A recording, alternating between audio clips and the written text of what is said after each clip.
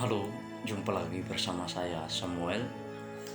Dan pada video kali ini saya akan membawakan materi administrasi gereja baru yang berkaitan dengan dimensi yang kelima, yaitu dimensi ekologi kerja. Nah teman-teman, kalau kita berbicara tentang ekologi, maka kita berbicara itu ada hubungan atau berkaitan dengan alam atau alamiah. Nah, yang dimaksud dengan alam di sini adalah mengacu kepada fenomena dunia fisik atau sebuah kehidupan. Nah, ketika kita berbicara ekologi, kita akan menghubungkan atau menginteraksikan dengan gereja. Maka dengan kalimat sederhananya, ketika dalam gereja itu ada penatua, jemaat, majelis, dan bahkan pendeta, bahkan orang-orang yang ada di sekitarnya.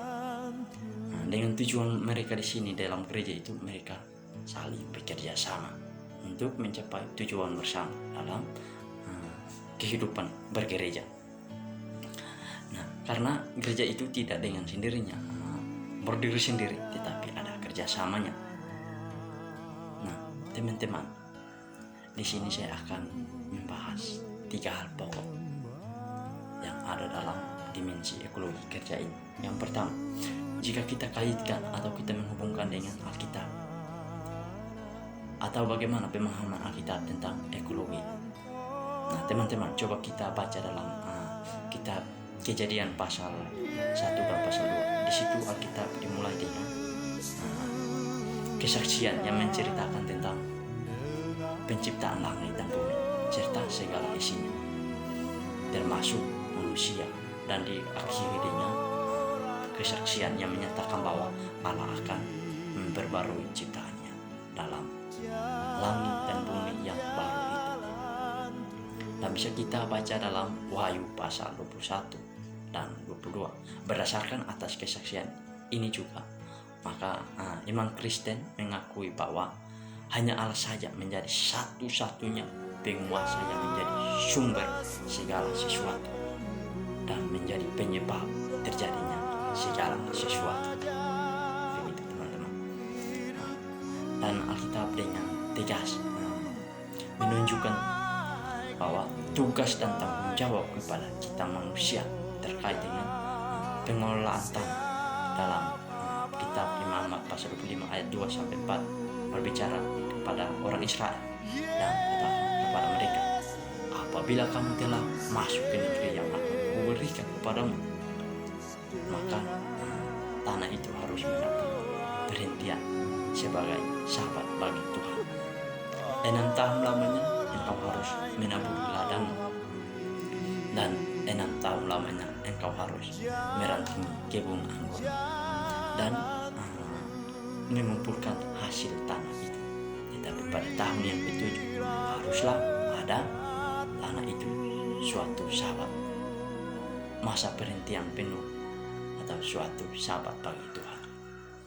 Nah, ladangmu janganlah kau taburi dan kebun anggurmu janganlah kau rantingi. Maksudnya dari firman ini adalah sebagai kita orang beriman atau percaya kepada Yesus, segala sesuatu yang sudah dijadikan atau diciptakan oleh Tuhan di dunia ini, kita harus menjaga, bukan kita merusaknya. Dan yang kedua, perspektif iman Kristen terhadap ekologi. Dalam cerita penciptaan dikatakan bahwa manusia diciptakan bersama dengan seluruh alam semesta. Nah, itu berarti bahwa manusia mempunyai keterkaitan dengan kesatuan dengan lingkungan hidupnya. Akan tetapi diceritakan pula bahwa hanya manusia yang dapat diciptakan sebagai gambar Allah dan diberikan kewenangan untuk menguasai dan menaklukkan bumi dengan segala isinya. Jadi dari satu segi manusia adalah bagian integral dalam ciptaan atau lingkungan. Akan tetapi di lain segi diberikan kekuasaan untuk memerintah dan memelihara bumi. Dan yang ketiga adalah bagaimana respon manusia terhadap ekologi dalam karya penciptaan Allah. Nah, dalam kitab Kejadian merupakan hasil karya yang begitu mengesahkan. Tidak bisa dipungkiri bahwa manusia hadir diciptakan oleh Allah di dunia setelah Allah menciptakan dunia, khususnya dalam alam ini. Apakah tujuan Allah untuk menciptakan alam, hewan, tumbuh-tumbuhan, dan alam sekitarnya terlebih dahulu, lalu menciptakan manusianya? Tentunya agar manusia bertanggung jawab atas hasil Allah yang begitu luar biasa ini. Nah, memang dalam Kejadian 9 menunjukkan kepada kita betapa alam ini telah menjadi rusak akibat kejatuhan manusia ke dalam dosa. Namun demikian, keadaan alam yang telah rusak sekalipun tidak mengurangi nilai sendirinya.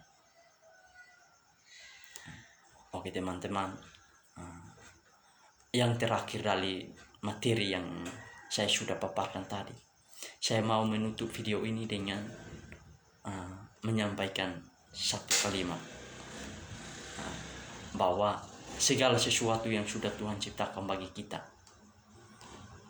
marilah kita menjaga dan memeliharanya, khususnya alam ini. Oke, sampai jumpa di video yang akan datang. Shalom.